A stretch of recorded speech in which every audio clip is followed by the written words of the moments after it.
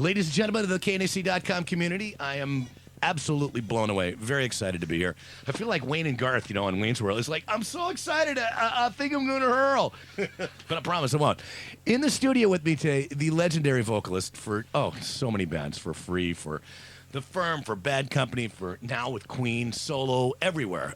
Ladies and gentlemen, please welcome the one and only Mr. Paul Rodgers. Paul, thank you for being here. Oh, thank you very much for having me, Mr. Junkman, sir. Oh. It's very nice to be here. I'm just...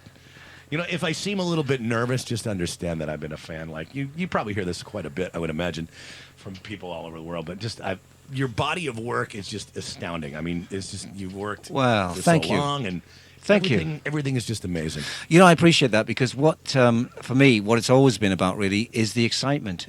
I'm still a music fan, and I still listen to the people that I grew up on, really, and I still get excited about meeting those people and listening to that music. And really, the enthusiasm is really what it's all about. Absolutely. Yeah. And it's funny. You were talking about the people that you grew up on.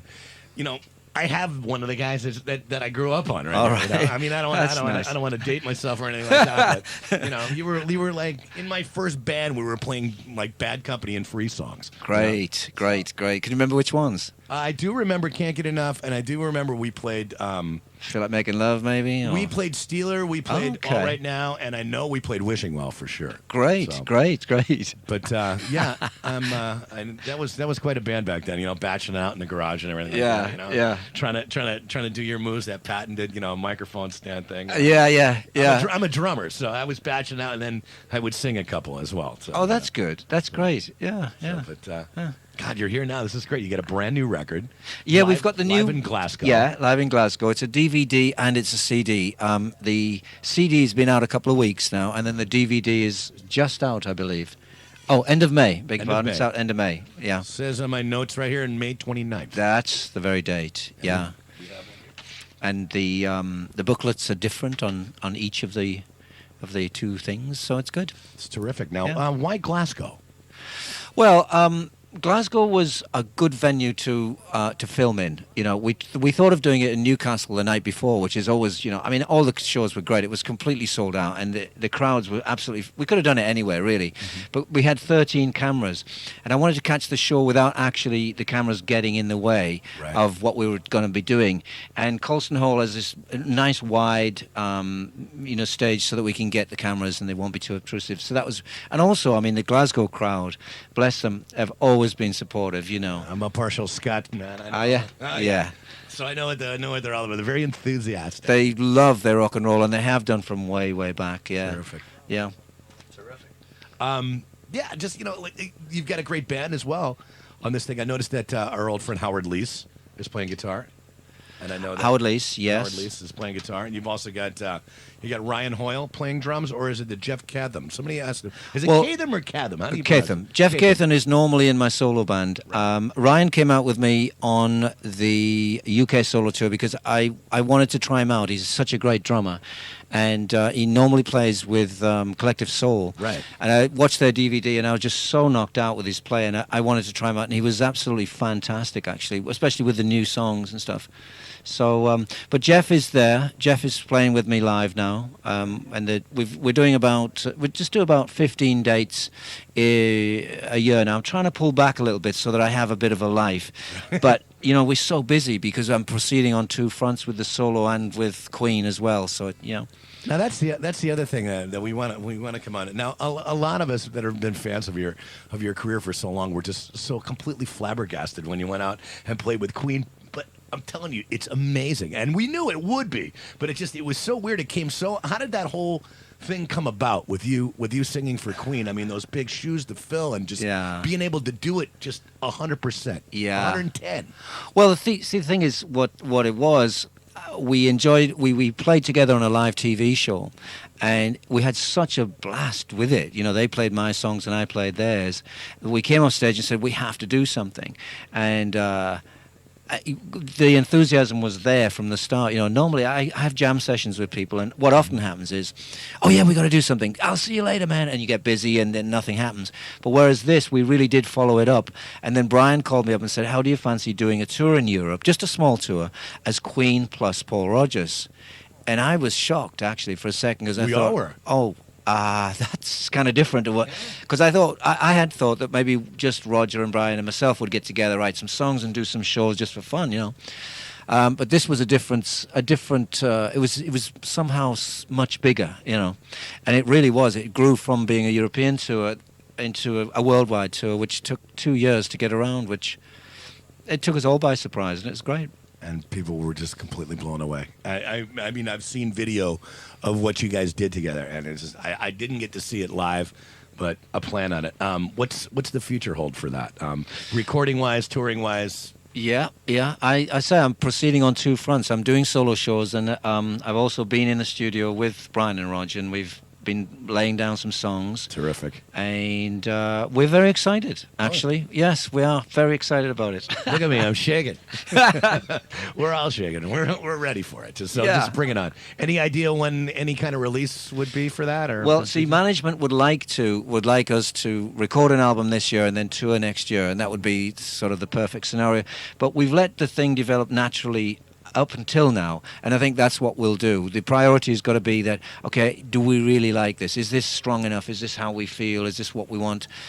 So it depends really how quickly it comes together in the studio. And so far, you know, it's moving along, you know, at its own pace, naturally, very well, because there's such fire in when we play together. So it's very cool, actually. Oh, I don't doubt that for a moment. You know, with the solo thing that's going on right now. I know you played a few selected dates in the area and around the world. Now, you've got a benefit that I've been told that you're going to be playing pretty soon. There's two benefits coming up, right? The first one is the LAPD. I'm just going to get the dates here. June the 13th, and that's for the LAPD. That's right? For the fallen officers, and that's something dear to my heart, and I'd like to do that. So I'll be doing that along with my good friend Stuart Smith, and Heaven and Earth is going to be playing that too as well. Yeah. Right? Yeah, how did you get involved with that? Well, they called and said, would we do it? And I said, what's it all about, you know? And they said, well, it's for the fallen officers. And I thought, wow, you know, definitely, that's something I'd love to do. Sure. Yeah, and I'll play. I think I get to be an honorary detective or something for the day. So really? It means I can go around and arrest all those people that have been bothering me all these years. Write a few tickets here and there. Write a few tickets here and there. You know, maybe get away with a couple of speeding tickets because you're in the know there. Yeah, it's a bit nervy because they do a background check on you. So God knows, you know. You've got some history, my friend. Okay, buddy. That's awesome, man. That's awesome. So that's going to be on the 13th. I believe that's at the Avalon in Hollywood, right? Yeah. There used to be the Palace over there in Hollywood and Vine. And you've got another one? With the May 28th Earth Day Jam. It's just received that. It's come in. Really? And they've asked us to do this, and it's it's an environmental benefit. And where will that be taking place?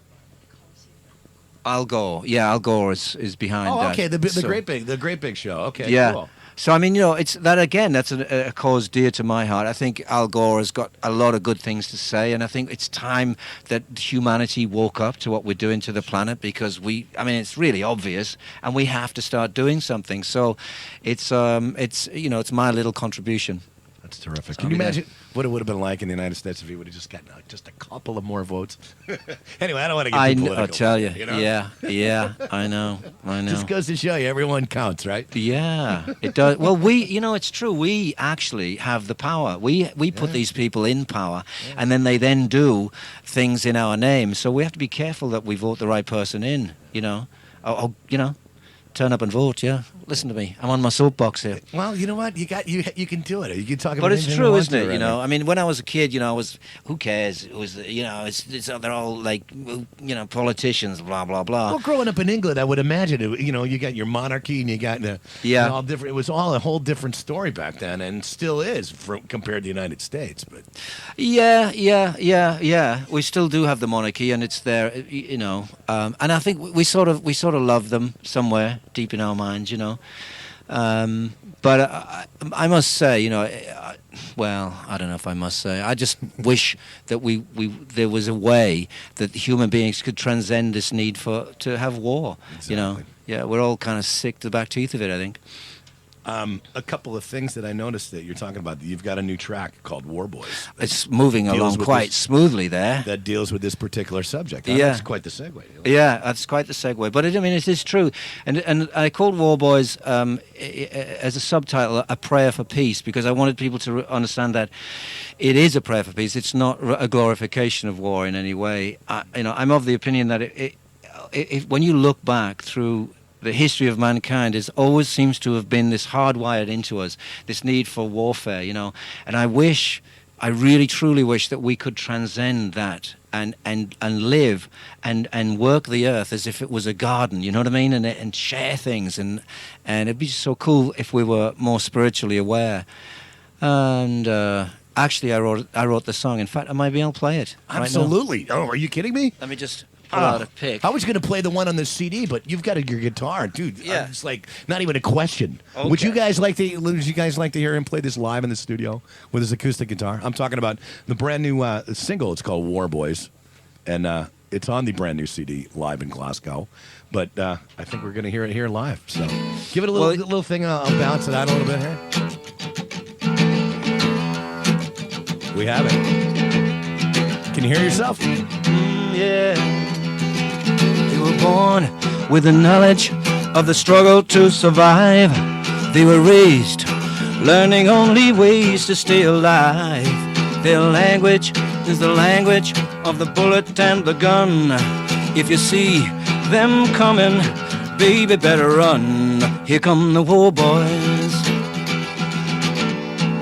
Here come the war boys.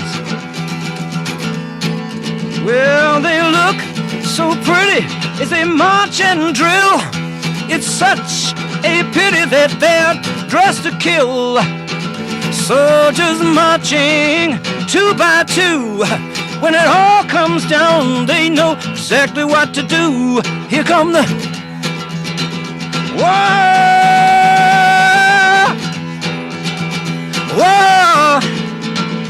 war boys.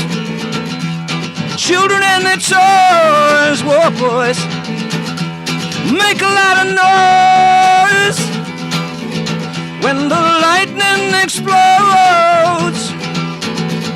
I pray for your soul. Up, 2, 3, 4. Woo.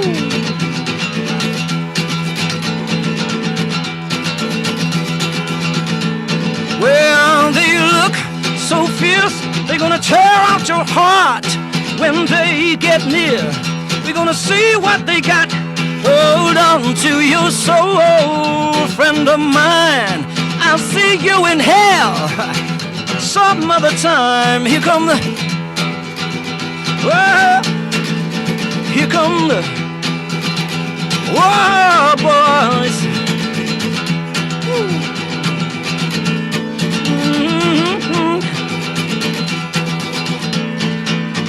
War boys, war boys.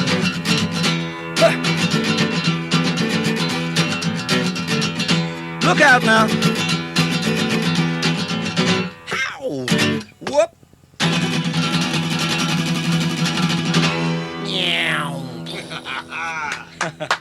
Yeah. Ladies and gentlemen, KNAC.com. Paul Rodgers live in the studio playing War Boys. That was beautiful, my friend. Thank you. A thrill for me to witness this live from this close, you know? All right. Yeah. How long did it take you to write that song? Seriously.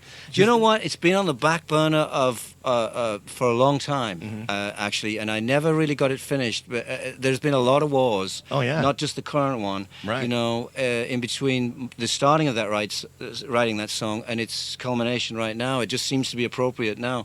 I was playing this actually to a wonderful lady friend of mine called Cynthia, and I said, you know, I got this song, and it just needs a middle eight. It needs to go something like. I said, that's what it needs. Sure. And then the song was finished right there, you know. Wow, it's... Yeah. I'm flabbergasted right now. That's the word that I'm thinking of. Somebody wants to know, do I need a Depends? Yes, I do. I need an adult diaper right about now. This is beautiful. My God, there's so many things that I want to talk to you about. For one, obviously, you've got this big, powerful, this bluesy, beautiful voice that that everybody's been known about. When did you first realize that you wanted to be a singer, or that you had some talent, or did somebody tell you this is what you need to do? How did this all start for you? I know it's been a while ago, but yeah, it's been a while now. It's like 30 years, I think. 39. I'm told. Lordy, lordy. I got interested in, in the charts anyway. But there's always the radio on in my house. And I used to listen to all the vocalists, people like Frank Sinatra and Elvis when Elvis came on, because my older sisters were way into Elvis, of course. Sure. Used to listen, and it just was something I gravitated towards. The Beatles came out, and that blew my mind. Actually, the Beatles were great because they came out at a time. They really helped me through my teenage years, and through them I discovered, I discovered a lot. The Stones, through the Rolling Stones, I discovered a lot of blues, and people like B.B. King and Muddy Waters, and that got deeper and deeper. When Muddy Waters, actually it was the Stones that sang, "I don't want you to be no slave, right. I don't want you to work all day, I don't want you 'cause I'm sad and blue, I just want to make love to you." When I heard that, it was something I thought, oh, that's not "She Loves You," yeah? That's a little deeper here, Right. And so that's how I discovered Muddy Waters and those blues things. And I found that if I imitate, and Otis Redding, of course, Absolutely, my favorite. Yeah, and then there was the Temptations and the Four Tops, and then there was Aretha Franklin, and there was all these great singers coming out, Sam and Dave. And I just started to imitate those guys, and I found that I could get some of the... I had a bass player that used to say, "I bet you can't go like what he just did there." And I'd try it, and it was a great way of learning, because it was a challenge to go, yeah, or whatever they were doing, And I learned from the masters, actually, in that respect. Well, also, too, I know that in the early 60s, a lot of these blues... pioneers were touring with a lot of the English rock bands in England, because that's where they can actually pick up a rock tour and get paid for what they were doing, as opposed to the United States that were playing really crappy places. And over there, you actually had like bands from like the Stones that would have like Muddy Waters open up and people like that. They were deeply respected over there, the blues guys. Oh, sure. I saw Muddy Waters at the Marquee Club, the famous Marquee Club in London. Yeah. And I was completely blown away, because up until then I'd bought his records, and he existed on some other planet. Exactly. For him to be right there in front of me. Now you know how I'm feeling today. This is exactly what I'm feeling today. And what I loved about him, though, man, was that he didn't sit there and play with like a glass window in front of him. He was there, and he was like talking to the people. He was reaching out and touching them, and it was whoa, It's happening now. I just talked to him. Yeah, and I loved that. I loved that. That the fact that it was so much an in the moment thing. He was there tonight. Right. Yeah, approachable too. I mean, you're absolutely able to actually come up to somebody and listen to him in a small club like that. Just one of your heroes is just. Yeah, and so I say I learned from them. I'm still learning from those guys. I still put James Brown and go, my God, how does he do that? How did he ever do that? And Sam Moore. I've actually recently recorded with Sam Moore. Yes, and that was such a thrill. I was like a 13-year-old kid again. Sure. Because we both stood on mic. We had this song, had the lyrics in front of us and everything, and I'm used to that. Right. And then Sam goes, "Whoa," or something. I went, "Oh my God, that's Sam Moore," Yeah. And I was in shorts and my school uniform, and I was 13 again. Yeah, exactly. But it looking was like great. Angus Young. Yeah. That's terrific. So it was basically out of that made you say, you know what, I've got to do this. This is just what I want to do. And yeah, you know what? There was never any question for me. It was definitely what I had to do. I know in my hometown at that time, my father, everybody, the older generation would always say, you have to get a trade. Right. It's a heavy industrial area up there: steel mills, shipbuilding, coal mining, chemicals, all of that. Talking about Sheffield? Middlesbrough. Yeah, it's just up from Newcastle. Right. Which is a beautiful place. And, he said, you really got to get a trade, because if you don't get your trade, you'll just be kind of like, you won't be nobody, But I passed up on that opportunity because it was music that I wanted to do. And I'm still doing it. When was the first time somebody actually said, you know what, you got something going, you're good. This is what you need to be doing? When was the first real support that you got? And was it somebody that you can remember, that somebody just said, you know what, you really have a talent at this, and that you need to? need to continue? We had a class band, and we were rehearsing in the living room and stuff like that, and it was okay.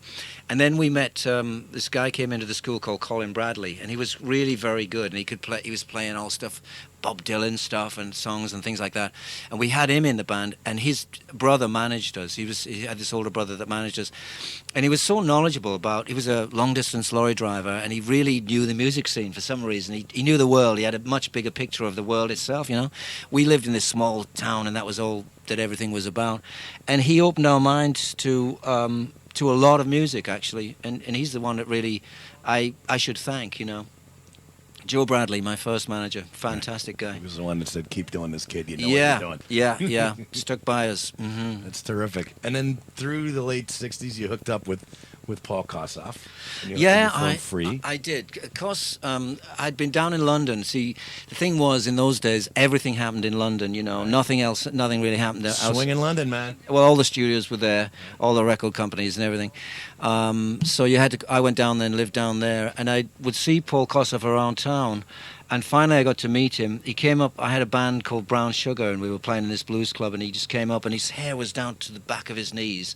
And he looked very cool. Remember those days. Yeah, well, so was mine. So we had that in common, right?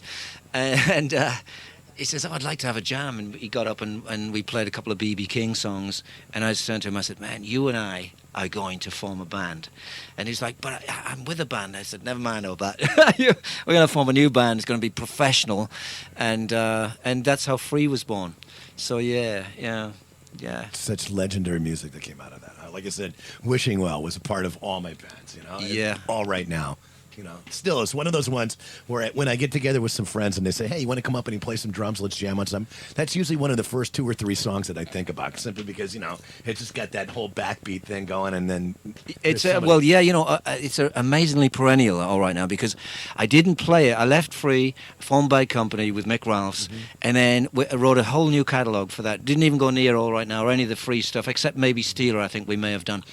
So it was a completely brand new unit, and then the Firm, and it was not until '92 that I was on a blues tour. I was touring in support of the Muddy Waters tribute, and I got a lot of people calling for. Actually, I had the band calling for All Right Now behind me, and I had the audience in front of me saying, "Yeah, do All Right Now." That I started to do the song. I did it one night. It took the roof off the place. Oh yeah, and you know what? I thought, actually, it's quite good. And so I didn't play it for some 20 years. I mean, however many years that is, 15 years or something. Wow. And then I played it, and I thought, okay, this has got to stay in the set, and it kind of did. We've got it. Same as Wishing Well. Oh yeah, absolutely. Yeah. Now his death must have been just a devastating thing. Yeah, it was. I don't think I'm still over that, because it was such a shame. I wish really that he and I could have gotten back together in some way, shape or form, I was in the middle of a Bad Company tour that I heard about his death, and I was ready to go home, I was ready to quit right there and go home. But Peter Grant, the management, talked sense into me, basically. He said, "Well, you can do that, but what will it do now? It's too late, really, because and you will let so many people down. They've got a sold-out tour. Everybody's waiting." And I said, "You're right. I should finish the tour and then go back." But it was a terrible loss, because you don't know what we might have done. What might have been. Well, yeah. Could have, would have, should have.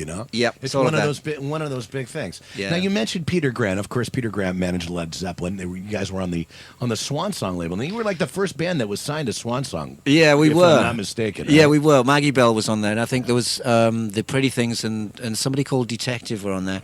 Oh, Michael DeBar's. Yeah. Yes. And they were very good, actually. They were very good to us. It was one of the best labels you could have been on, because you actually had the directors were, Jimmy Page and Robert Plant and John Paul Jones, etc. At their height John of their Bonham. popularity. Yeah, really. When they were just the gods. They were the gods of rock, and we were like, they picked us, and it was a real honor, and we were like school kids in their school. Yeah, exactly. So, talk about going to the school of rock and roll. That's what we did, It's funny, we were with Bad Company, who we're talking about right now, the band after Free for you. A couple of weeks ago, I had What's his name? I'm saying what's his Which name? band?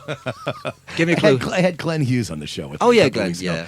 And he was referring to when he joined Deep Purple. You mean He what's said- his name? Yeah, Okay, what's right. his name, right. Well, I had him and I had Ian Gillan both talking about, like, when they had left the band and Deep Purple was looking for a singer, they actually wanted you. Richie Blackmore wanted you, and you actually had the guts to say, you know what, I've got a band, meaning Yeah. Bad Company.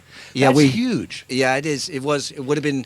Well, who knows? Again, it's would have been, could have been. Yeah. We met those guys in Australia when Free actually did their last shows. And I think I was on the plane going back with them, or going out from Japan or something. We were sitting on the plane anyway, and we got along really well. And I thought about it for a bit, but I was pretty keen on forming Bad Company, what became Bad Company at that time. And I thought, no, I don't want to switch horses at this point. Can we touch on a little of the Bad Company there? How did that all get formed? And you and Mick Ralphs and Well, yeah, with Bad Company, I was touring. I had a band called Peace. There was three of us, three piece. there you go. And we were touring with Mott the Hoople, and Mick and I would get together in the band room, and we just gravitated. And he played me I Can't Get Enough of Your Love and Moving On, a couple of things. And I said, well, these are great songs. Is the band playing these? And he goes, nah, it's not really their cup of tea, it's not really their style. And I said, well, give it to me, I'll do it, And we started to write songs. I would play him a song. He says, I've got something similar to that. It would go with this. And we started writing songs together. And again, that nucleus of the guitar player, singer writing songs was the nucleus of what became Bad Company. Terrific. Yeah. Terrific. And it's like, it's history. Like, Yeah, it is now. Rock history. Well, yeah, obviously, but for other reasons altogether. But yeah. I'd like to touch on some of that. I was planning on playing something from the CD for right now, but you've got the guitar in the studio, my friend. I got to hear something. Can you play something from that era for us, from the Free Bad Company, somewhere in between here's that? something actually very interesting you should mention, because I started to write this when I was with Free, when I first went to California, and I didn't finish it until a couple of years later with Bad Company. So, and it goes like this. Okay. Once again, Paul Rodgers on guitar, live in the studio right here on KNAC.com.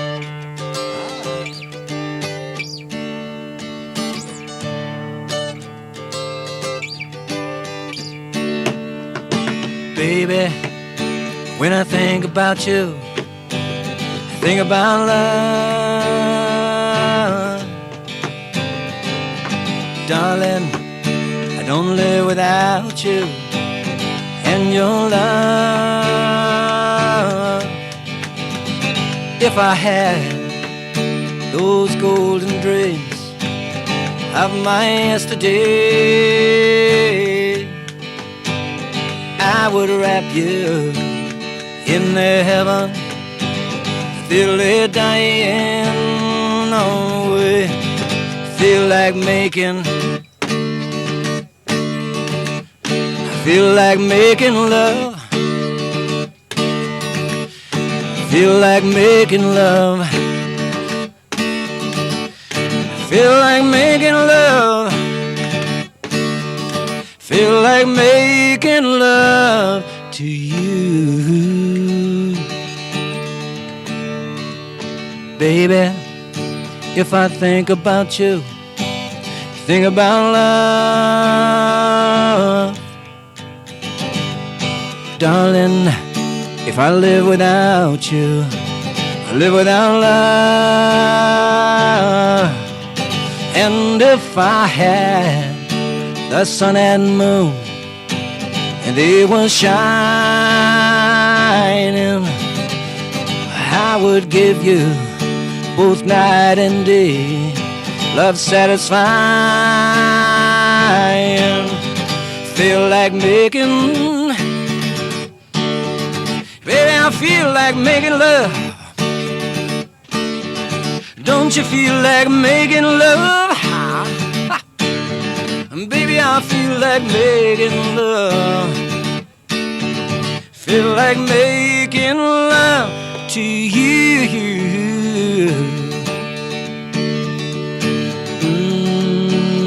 Na na na na na na na na la la la la la la la I had the sun and moon, and they were shining, you know I would give you both night and day. Love satisfying, feel like making love. Come on, baby. Don't you know I feel like making love? Baby, feel like making love. Don't you feel like making love? I feel like making love to you. Come on, baby. Feel like making love. Feel like making love. Look out. Feel like making love.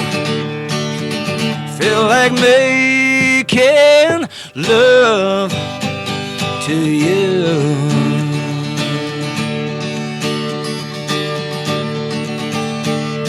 Oh, yeah. Absolutely. Woo. Paul Rodgers live at KNSC.com. Hey, thanks for the nice drumming there. Hey, you got it. Actually, Nice I get to like do a little jamming with Paul Rodgers right here on the table. God, I wish my friend Jill was here. Jill is a good friend of mine who's down in Orange County. She's a singer, and she worships the ground you walk on, dude. Oh, my if Lord. If she was here singing background vocals, dude, right there. Oh, we that have would've it been right there. cool. That This would've room would have been exploded, cool. you know. But right there, oh Maybe my God. next time. Absolutely, absolutely. So, ladies and gentlemen, Paul Rodgers singing that. So that Feel Like Making Love actually started during the free days, and he brought that along through back. Yeah, it was one of those. I do a lot of songwriting. I have a lot of ideas, you know, on the back burner, as it were, all the time, you know. And we got to the album we were recording at that time, and Mick says to me, "Okay, what do you got? What do you got? You got some songs in it?" And I said to him, "Well, got this one, Baby, When I Think About You, but it needs like something else." And he went, "Oh, I know what this needs." And he went, "Babo." And I went, "Oh yeah," and I feel like making, and that was just born right there. That was it. It was all there. I'll always remember the microphone stand thing with you. Yeah, you got got a patented move, man. It turned out that way, you know. It's like these signature things that you do. I think we all have them. Sure. You know. I got my drum face, man. It's the Yeah. same one I shave with. You know? It's one of those, you know? Yeah, and it's nice. It's part of your personality, and it's Sure. it's what you do, and it's what you're known for, I guess. Yeah. Oh, my God. So through Bad Company, you guys recorded 6 great records together. Unbelievable stuff. Thank you. Maybe more, maybe less. I thought it was about 6, correct? Something like that. I think 6, and then there may have been some best of type, Right, you know, 10 from exactly. 6 and that kind of thing. It's rock music. It's classic rock. You hate to say, but it's Yeah. a classic. You know? It's interesting, really, that it's become classic rock. You know, Yeah. I mean, classic rock is now a title of its Right, own, exactly. which It's a consists genre. of it's a Which- genre. We had a discussion on the KNSC.com chat room, which, you know, I wish people would stop classifying rock music. You know, it's just rock is rock. You know, it's good, Yeah. it's good, or it's bad, or whatever it is. You know, it's good. You know. Yeah. For the most Well, it's so true. I mean, the Zeps too, and Bad Company as well. I always try to. If you look back at all those albums, you'll find there's an acoustic probably on every album.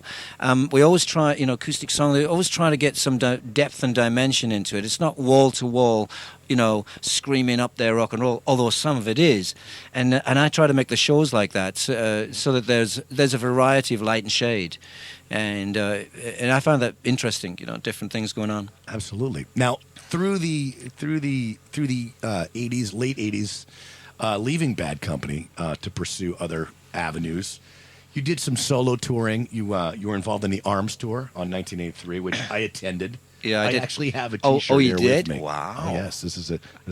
I wanted to show you. I should have kept some of this stuff. You Yeah. know, it's there and you don't bother, but that's great. The Ronnie Lane Appeal for Arms, which actually Yes. was the first actual charity tour in rock that people had done. I think it was actually the first that I knew of. So groundbreaking. In a right way, there. yeah. What I'd done. I left Bad Company because I had a young family. I had two young kids who had now grown up now, and there it is. The Ronnie. There it is. Look at that. Jeff Beck, Eric Clapton. All those names. Oh, we should show it on the camera here. Sure, Show the absolutely. camera. Hold it There up. It is. The Arms tour, which came from my Junkman archives. Which Well, what do we do? How do we get one it of the for reasons you? why I'm called Junkman is because I collect stuff like that. There but, it is. Oh, that's why you Yes, okay. that's how it happens. That makes right? sense. I collect things like that. Only good junk, right? Oh yeah, well, good junk like this, surrounded by just a couple of people, I know. Yeah. It was a great tour because everyone was in the right direction in a way. They were in the same direction. Everyone mucked in together and did things together. And it was all to help out Ronnie Lane with Yeah. with his affliction, of which he eventually got better. Well, for a while there, when we started the tour, he was in a wheelchair, Right. and by the end of the tour, though, he got so involved in the music and stuff like that he got up on the side of the stage and actually walked across to the center of the stage and sang. Right. Everybody on stage there wasn't a dry eye in the house. It was unbelievable. Yeah. He walked right across the stage and started singing Maggie May or something. We all said, "Okay, let's hit it." And it was fantastic.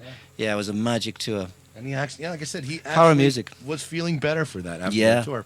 And right after this, which obviously hooked up with your old mate Pagey. Yeah. And decided to start a band. Well, in many ways. Well, the reason we were out there was because we were already in the studio, Jimmy and I. I was making a solo. I'd put a studio together in my house in Kingston. I was making a solo album, which turned out to be Cut Loose. And Jimmy came around to see what I was up to. And we started writing songs together. Oh, look at that. That's great. He's got Cut Loose as well. I got it all, my friend. I've got it all. I've got the Paul Rodgers Cut Loose record, which is out of print right now for some reason. Oh, well. You can't get it. It adds to the rarity, doesn't it? Exactly. Well, there you go. So anyway, we were already in the studio, and we got a call from Ronnie Lane, and he said they're doing this thing, and we heard you guys were in the studio. I don't know how they heard, because it wasn't secret, but it wasn't a big, we didn't make a lot of noise about it. And can you come out? Can you put a band together and do something else? Do something with us? And I said, oh. Jimmy says, "Oh, yeah, let's go do it. Let's go do it," because he was very gung ho to get on the road and do something, right. and I'd just come off the road, and I wanted to stay off the road, and anyway, so we came to the conclusion. We said, "Okay, well, let's go out and do this." Yes, and the film was born from that, basically, to cut a long story short. And put a couple albums out, at least a couple, right there. You got. We should mention who was involved in this arms tour, should we? There was Jeff Beck, there was Eric Clapton, there was Joe Cocker, Ray Cooper, Jan Hammer. James Hooker, Kenny Jones, Ronnie Lane, of course, Andy Fairweather Low, fantastic, Jimmy Page, right. Simon Phillips, this guy here, Paul Rodgers, yes, yeah, some guy named Paul Rodgers, I think, right? Fernando Saunders, great bass player, Chris Stainton, Ian Stewart, man, from the Stones, Charlie Watson, Bill Wyman. Great, what a lineup. What a lot of people were talking about on that tour, I remember too, it was like the first time that the three big guitar players from the Yardbirds had gotten together on stage at the same time. It was Jimmy Page, Jeff Beck, and Eric Clapton all at once. Yes. Now, it refresh my memory. I'm not sure whether you on stage with all three of those members playing at the same time, or. Well, the way that happened, we each did a separate. I remember you was playing Boogie Mama. Oh, do you remember that? I remember that. Yeah. Well, see, what happened was we'd each do our separate little entities, if you like. Right. Jeff Beck and Jan Hammer would do their thing together, and myself and Jimmy would do our thing, and Joe Cocker would come and do his thing. And at the very end, we came on for a big jam. Right. And that's when you would have seen the three guitarists up there. I don't think it ever happened on stage prior to that. In fact. Eric had a bright blue suit on that I remember. I saw him for the entire tour. Yeah, I saw him at the Forum here in Los Angeles, and I remember that because he was all. It's a very nice suit. Like I said, every time he goes on stage or every tour that he's done, he always looks completely different. He's either got a different hairstyle or a different stylist or whatever like that. And he had this bright, shiny blue suit that I remember. Yeah. Can't recall what you were wearing. Well, we wore different things for different nights, Right. But Eric had decided this was going to be it for the entire tour, and it was good actually because it saved thinking about, okay, what shall I wear tonight? It was going to be this suit, Yeah. So you had a few hits with The Firm, which, Radioactive, obviously, which is on the brand new CD, which is in stores right now, live in Glasgow. Well, we made some interesting music, I think. The first song that Jimmy and I wrote together was Midnight Moonlight Lady. He brought a little cassette along of this incredible piece of music, and it was incredible. And I thought, and he said, would you think you could write some lyrics to this? And the chorus, I think, is in some weird tempo, like 9/4. It's da-da. It's like a strange. There's an extra beat there somehow, And I hadn't realized that until after I'd written the lyrics. And I said, it's very strange working on that, Jimmy, because I had to put in like an extra line in there. And he just smiled and he goes, "Well, yeah, it's kind of in 9/4." So thanks for telling me, And but it was a beautiful piece of music, and we did some good things, I thought. Along with Tony Franklin on bass. The amazing Tony Franklin on bass. Yes, Tony, great bass player. I see Tony every now and then jamming with somebody, and he's always got charts written out. And the rest of the band is just jamming away, and he's got his charts written out. Yeah, he's always playing away. Yeah, like yeah. No, he's a good bass player. Actually, we were going to have Pino Palladino on the bass, and we had Pino. And Tony was just there for the rehearsals. Bless him. And we got to the end of the rehearsals, and we were about to tour, and Pino couldn't make it. So Jim said to me, "Well, look, Tony knows all the songs. He's rehearsed with us. Let's take him." And it was kind of a no-brainer, really, because he was very good. Unbelievable. Yeah, I'm still flabbergasted you're in the studio with me right now. Oh, thank you very much. It's very nice to be here. Thanks for having me. I'm looking at my list. I want to get everything in order too. I mean, the Law was a one CD thing. I think you guys did. I still have my copy. I don't know where it is, but. Yeah, it's in my pile of junk someplace along with all the rest of the stuff. How did the Law come about, too? Well, the Law came about, really, I met Kenny Jones in a nightclub in London, and we had a couple of drinks, probably a couple of drinks too many, or whatever, and we decided we decided to put a band together, basically, and that's what became the Law. We went to Atlantic Records with it, and they said, okay, let's get behind it, and we did a record, basically, and that was that. At this police benefit that's taking the Law to a whole another extreme. Oh, there is that. I wonder if I should do a song from the Law. Laying down the law, that's what this badge is for. You can do that, Yeah, it's a good idea. You can have that idea there, my friend. Take it away, play it live. We'd love to hear that live anyway. I could actually wear the CD like a badge. There you go, exactly. Yeah. Badges? No, we don't know stupid badges, man. None of that stuff. I saw you at another thing at actually, Bad Company reunited. Briefly, 1999. You guys did a thing for the box set over there. Yes. How did that come? Was that strictly a record company idea, or was that something you guys said, you know what, it's time? What did that? I think so. I think it was time. A lot of water had flown under the bridge, and it was the record company did want to put this out, the box set, and it seemed like a good idea. And we wanted to do some new things. So as a result of that, we got together in the studio, and we recorded a couple of new songs, which went to #1 to radio, which was very gratifying. Yeah, Hey Hey and Hammer of Love. Yeah, which we were all so happy that it got back. Unfortunately, this past year, Boz Burrell passed on. Yeah, another bandmate of yours, and I don't want to bring up bad things like that, but just your thoughts on Boz Burrell. Oh well, Boz was they broke the mold. When they made Boz, he was a unique person. He loved the touring and all of that. But I think actually, in many respects, Boz regarded himself as sort of a jazz musician, and that was where he wanted to be at. So we were kind of lucky to have him because he added such a great musicality to what we were doing. And I think in the end, that's really where he went off to do, and that's the last I heard of him, before he had sadly passed, was that he was playing jazz over there in Ibiza or somewhere and having a great time. Sure, smiling. That's Boz. That's what you got to be doing. Yeah.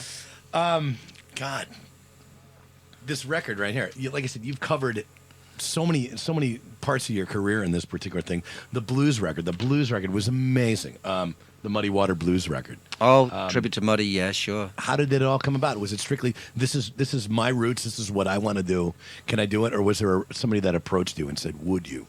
Yeah, I was approached by Victory Music, and they said, we'd like to do a blues album. Would you like to do that? And we'll give you free rein. You can do anything you like. And it sounded like a great offer to me, because I do have strong blues roots. And so Muddy Waters, I fixed on Muddy Waters because there's so much. I could really have done a tribute to Howlin' Wolf in many respects too, or Elmore James, or Albert King, or But I chose Muddy because he's in many respects he's the Elvis of the blues. Pretty much, yeah. I think Elvis was deeply influenced by him. Actually, if you look at some of the earlier footage, all that hip swiveling and stuff, it's very, very Muddy Waters. And so I focused on Muddy to keep the thing under control, and just gave it free rein, actually. And we had a great time. I had Pino Palladino on bass, Jason Bonham on drums, which is amazing some rhythm section.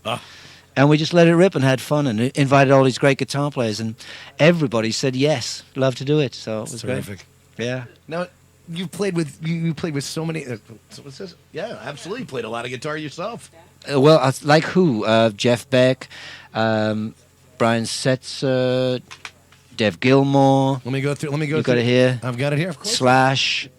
Yeah. Trevor Rabin was fantastic. Sure. Yeah. You got them all. A veritable who's who. Brian May, once again. My mate Brian. Yes. Absolutely. Wow. Got them all. Steve Miller. Wow. Blues. Yeah, guys. Stevie. Great. Lots of blues guys on there. Yeah. Yeah. It was nice, really, because everyone was able to pay homage in their own way to the blues. You know, I mean, it's definitely there. I do feel that it's without the blues, there'd be no rock and roll. That's a given. Bird right out of it. Sure, that's a given right there. Yeah. You've worked with so many of your idols. Is there anybody that's living right now that you haven't worked with that you would just right off the bat that you would? Who would be somebody that you would love to work with these days? Well, actually, he's died now, but George Harrison would be someone I'd love to have worked with. You know, unfortunately, he's gone from us because I mean we owe so much to that guy. He's so underrated in a way. Sure, I mean, if you can be a Beatle and be underrated, you know what I mean? But he was awesome. He just was. He's so brave to bring up, the Indian, the sitar, and all that kind of esoterical music from the East, and bring that to our consciousness, because I would never have discovered it. Completely in the public realm, like right around 1967 or something like that. Nobody'd ever listened to a sitar, especially on a rock record before he came along, But somebody living, who would be somebody that's contemporary that you would like to work with? Okay, thank you. Aretha Franklin. How about Aretha? That would be Absolutely. cool. Yeah, because she is the Queen Soul. No doubt about it. Yeah, I have been on stage with Aretha but we didn't actually sing together, except that I get the encore when everybody was there. I did the Four Tops were doing 50-year celebration of 50 years in the music business, which is longer than the Stones. Sure. And they did it in Detroit, and everybody from soul was there. All my heroes, Sam Moore, The Temptations, of course, the Four Tops, Aretha, all these great people. And and I actually sang a couple of their songs. I remember just before we met, when every night and day I had to live the life. Keep going, Loving man. You is sweeter than ever. I love that song. And love music. We need more love music. Those guys, when you think about it, were writing thoughtful, deep lyrics way back then. We need more love music. It's cool. But Aretha, that would be cool. Sure. Well, yeah. If Aretha Franklin's people are listening, anybody connected with her, donate. I really have a great duet with you right now. This is somebody that you need to record with, okay? So, anybody out there that's involved with Aretha Franklin in any which way, you know how to get a hold of her, have her get a hold of Mr. Paul Rodgers. That would be wonderful. That'd be nice. That would be beautiful. We've been touching so much on this CD, and we haven't played anything yet. I have you in here with the guitar. Is there something that you can play for us again off the CD, or would you like to listen to something I think from it's it? time to listen to a bit of the CD. You pick a track, my friend, because, like I said, I want to hear this from you, my friend. Okay. I want to hear what Paul Rodgers would like you to hear, the listening public, on KNAC.com. He's perusing the CD right now. Somebody's looking at you, by the way. They said you resemble Danny Bonaducci without the red hair. Not a compliment. Somebody, Not a compliment. not a compliment. Okay, somebody's saying that right over here on the. Somebody wants to know if you says that you look like Sully from Godsmack as well. That's another one. He's a great singer. Yeah, Sully's a great that's a singer. compliment. Thank you. Yeah. There's a quote from someone. Unfortunately, we can't see these people to say what they look like. Exactly. They've got us at an advantage. Turn on your own webcam over here so we can get a look at you. No, why don't you do, if you want to do that one, I just want to see you smile. Tell them the whole story. Okay, let's be different. Okay. And track, I think it's 9 here. I just want to see you smile. Okay, track number 9. I just want to see you smile. Give us the intro for that. Well, this is a about? song actually that I wrote in Jamaica many years ago, and I was out there with a friend of mine, and I played it to him, Chris Blackwell, and he said, let's go down and record this with the Maytels are in the studio. So I recorded this song as a reggae song originally. Well, he was all about that Island Yeah. Records with Chris Blackwell. Yeah. He's all about those. Because I was with Island Records at the time, so and we went along there, and it was really amazing. It was a different experience to them, and all that reggae thing, which was very cool. But this is more of a how the originally song was originally written. More like a Hendrixy feel vibe to it. So there he is, the man himself. Yeah. Wearing a Jimi Hendrix T-shirt, by the way, here in the studio. So we're touching on all the same things, my friend, and I'm thrilled to death about that. Okay, so the brand new CD is Paul Rodgers live in Glasgow, and it is on, what's the record label here? It is on Eagle Records, where it's available now in stores. There's an accompanying DVD, which will be coming out on May 29th. So you'll be able to find that in fine DVD sellers anywhere. Amazon.com, any of the places online. PaulRodgers.com. Solo DVD. Debut solo DVD. So the first ever. Yeah. Terrific. Well, people, go out and get it, okay?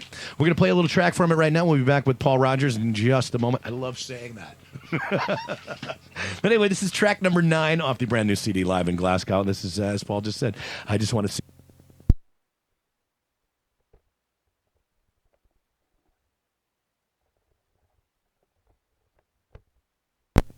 I just wanna see you smile, baby.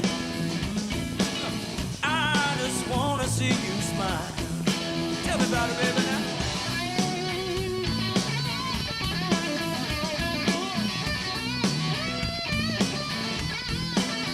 Well, now they say that there's a joy for every sadness, and I believe that it's true. They say that there's a joy for every sadness, but I just wanna say to you, baby, baby, I don't want to set the world on fire. I don't want to make you change your mind. I just wanna see you smile, baby, baby, yeah. I just wanna see you smile, hey.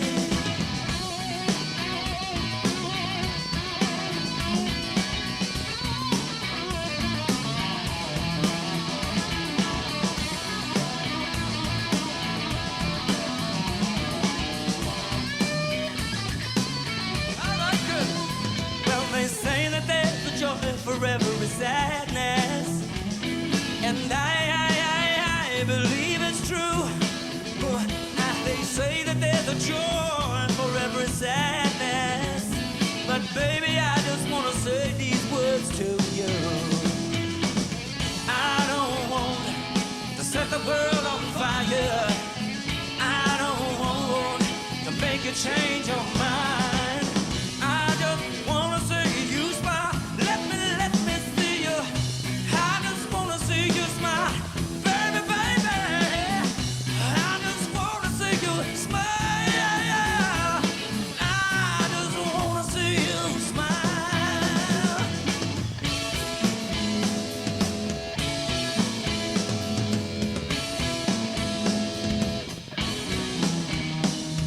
Smile for me, child. Yeah.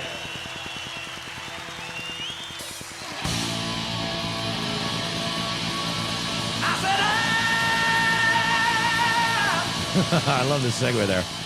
Pure Rock of the Net, KNAC.com, the loudest.com on the planet. Brand new from Paul Rodgers from the Live in Glasgow CD. Yes. Wonderful, my friend. Thank you. Thank Wonderful. you very much. Appreciate it. We were talking on the break. You've got some new songs on here, including your son. Yes, Stephen's on there. He came up to Newcastle and Glasgow and opened the show for us with his acoustic guitar. And so we included one of the songs on there. I think it's called Sunshine on the DVD. Yeah, it's not on the CD, it's on the DVD. On the DVD, so, yeah. strictly. Okay. Yeah. That's got to be such a thrill for you to have. You also have a daughter who's a musician. I do, Jasmine. Yeah. Well, they were brought up with music all around them, and they were writing songs when they were very young. So it is great to see them. But they have other interests as well. Jasmine's just finished. She's got a degree in zoology, and Stephen's doing other things as well. But actually, Stephen is very, very keen now to make his solo CD. So I think you'll be hearing from him pretty soon. That's terrific, and you can find him at a website in particular, or MySpace, Stephen Rodgers, I guess. Yeah. So Stephen Rodgers, go look him up, check him out, check out his work, and he is on the brand new DVD Live in Glasgow. This is outstanding. I'm just so many things, Tell us what else you got going on. Tell us about some things. I know you got your There are people over here that are feeding you a little information, but I mean, Yeah. Well, you know what? The one of the good things to do is check the website. I'm very proud of the website. It's PaulRodgers.com. Yeah, and there's lots of there's current pictures all the time. We like to take pictures of the current shows, so they're all updated, and there's shots of the fans and everything. And there's a lot of things going on there. I'm doing about 10 shows a year. I think I mentioned that. I'm going in the studio with those Queen boys sometime in September, we think. So to do some writing and put some things down, and proceeding forward on two fronts, really, musically, both solo and thing. People here are dying to have you play some more stuff live. Would you do some more songs for us? Oh, let me. Can you play something while I think about what I can do? Sure. Yeah, we're going to be thinking about it just a little bit. Let's play another track off the CD while he's thinking about it over here. Picking up the guitar. Is it all right if I go and play some? All right now, maybe. Yeah, we can do all right now. That's great. We'll do that. Track 13 off the brand new CD entitled "Live in Glasgow." It's Paul Rodgers. And you want to do that live, or you want to do it here? Well, I'll need a second to tune this up. I'm going to do a drop D here. Well, let's play. I want to stay. I want to watch this. Paul Rodgers tuning in the studio, folks. We're there. He's there. So I'll do it so quickly without a strobe tuner or a guitar tech.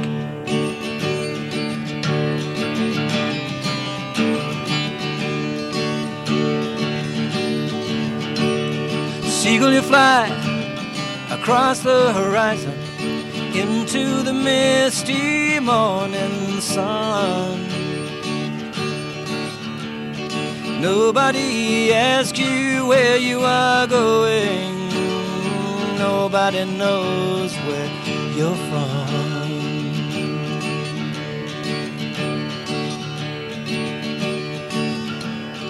Here is a man asking the question, is this really the end of the world? Seagull, you must have known for a long time the shape of things to come. Now you fly through the sky, never asking why, and you fly all around till somebody shoots you down.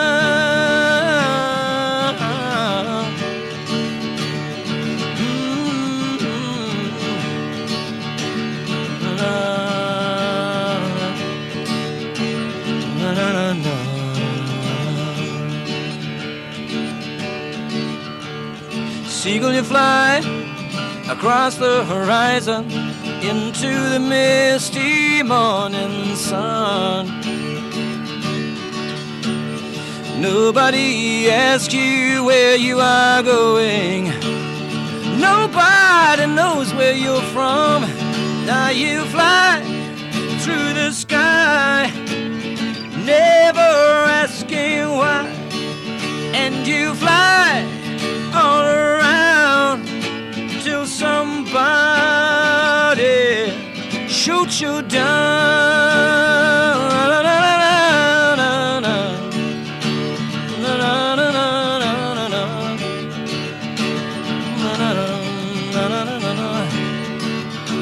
You fly away today, and you fly away tomorrow. Seagull, go on and fly. Leave me to my sorrow. Fly, fly. Go on and fly.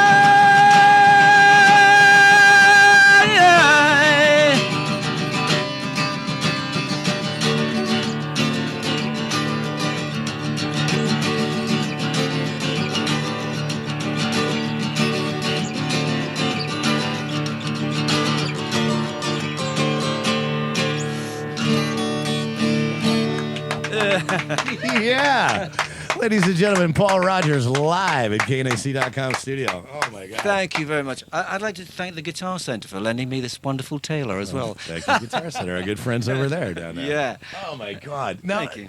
A while ago, a couple years ago at the NAMM convention, I saw you on a Sunday morning. Now, this I used to brag about this.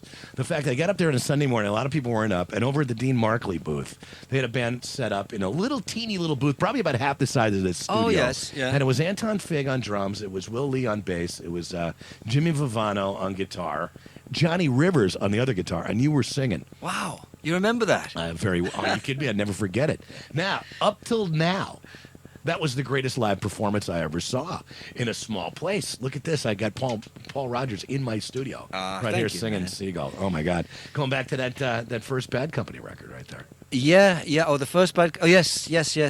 And again, I mean, that first album was really. It wasn't. We didn't plan it or anything. It was just all the music we had. We talk about passion and being enthusiastic and into what you're doing. Mm-hmm. We just did all of our songs. I remember. We were getting ready, we were rehearsing, and we finally found a bass player, which was Boz, and then a manager, which was Peter Grant. Yeah. And Peter said, Led Zeppelin have got a rehearsal, a recording studio set up. It was a mobile home set up outside of a big old mansion, Headley Grange. Yeah. And he said, if the Led Zeppelin are delayed, so if you guys get in there, you could have 10 days. You can record a couple of songs, you see. So we said, right, in we go, wop, wop, wop. And we put the whole album, we put everything we knew. We weren't wasting any opportunities. Because it was a great atmosphere. Strangely enough, it was Ronnie Lane's mobile studio. It swings and roundabouts. This business the world is so small sometimes. 6 degrees of separation in I know, it's true. And there it was. And it's a beautiful little sort of mobile studio. And we had the guitar set up in the living room and the vocals on the veranda and this, that, and the other. And it was great. And we just put everything we knew down.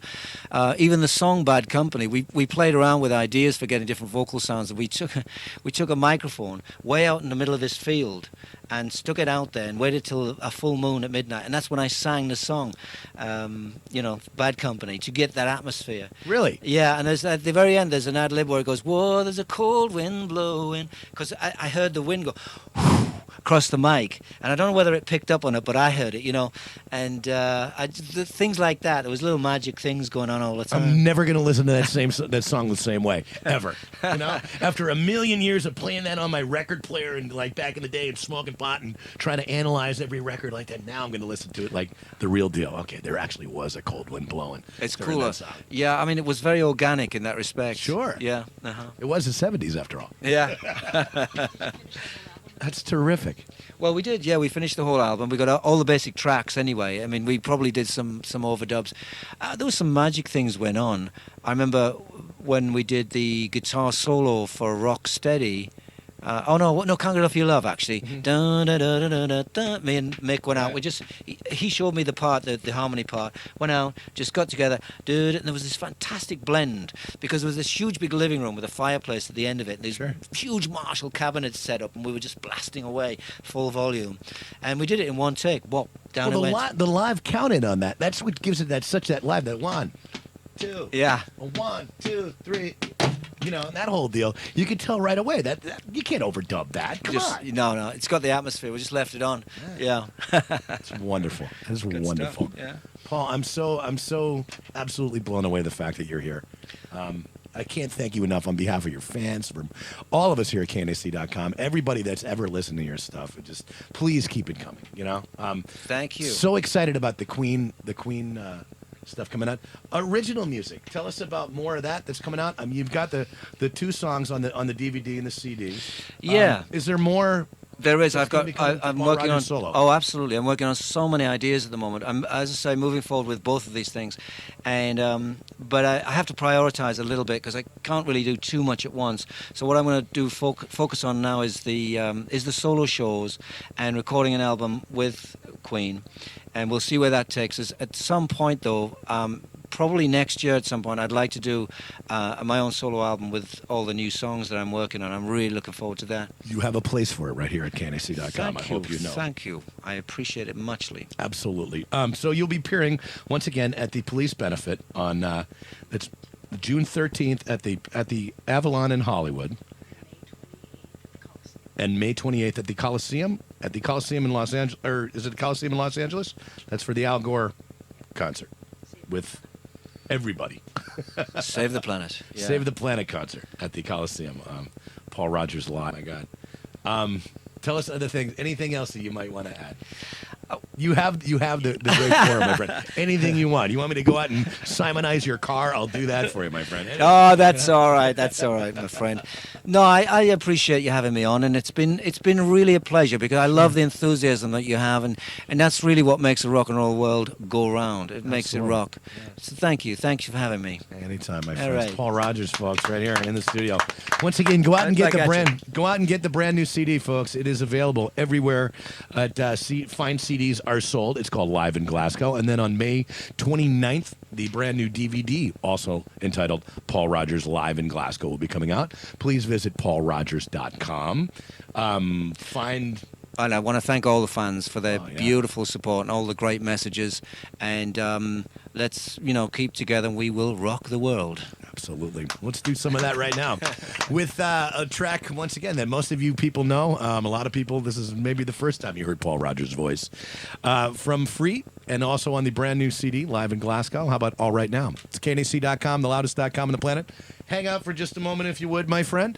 And we'll crank it up for you right here, right now. So it goes something like this. And is it working?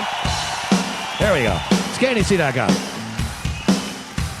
Now I want you to answer me and say, yes, I'm ready. Are you ready?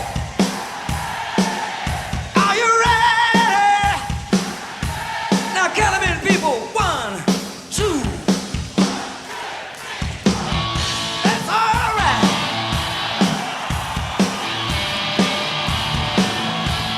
Oh, yeah. I got a little story I want to tell you now.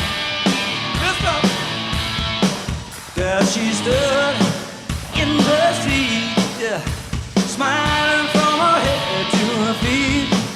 I said, hey, what is this now, baby? Now, maybe she's in need of a kiss. I said, hey, what's your name, baby? Maybe we can see things the same. Now, don't you wait, I hesitate. Let's move before they raise the pocket rate. Sing it.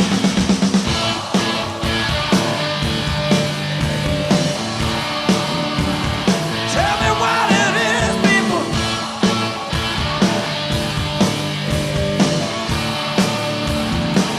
Now let's try it again, shall we? Are you ready?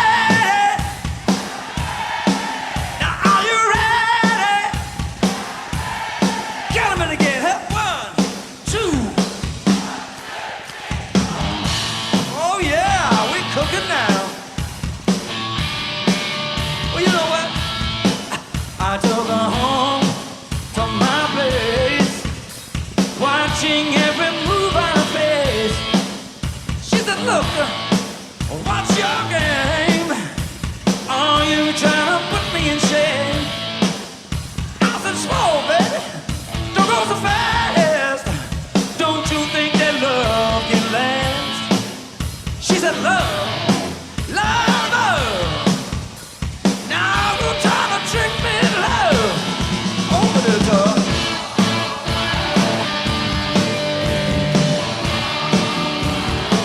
You make me feel alright.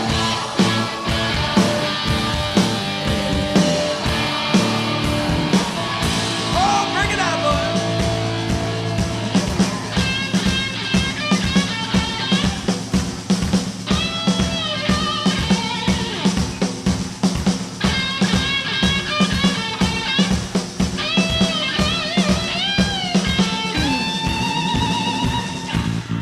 Here's Lynn Sorensen on the bass, ladies and gentlemen. Put them together, come on.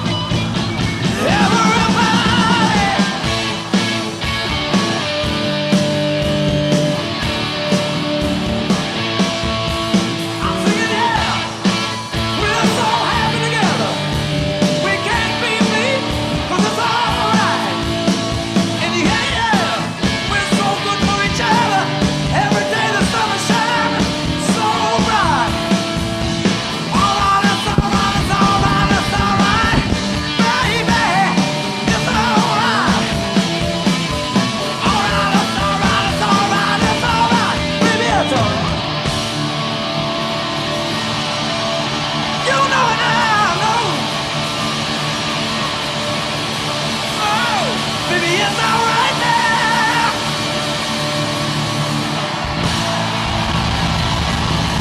Oh, you know, you know, you know. It's all right, it's all right, it's all right.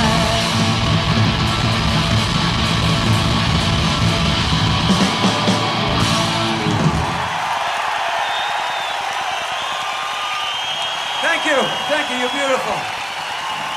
Pure Rock on the net, KNAC.com, the loudest.com on the planet. From the brand new CD, once again, Paul Rodgers live in Glasgow. That's all right now. My thanks to Paul for coming by.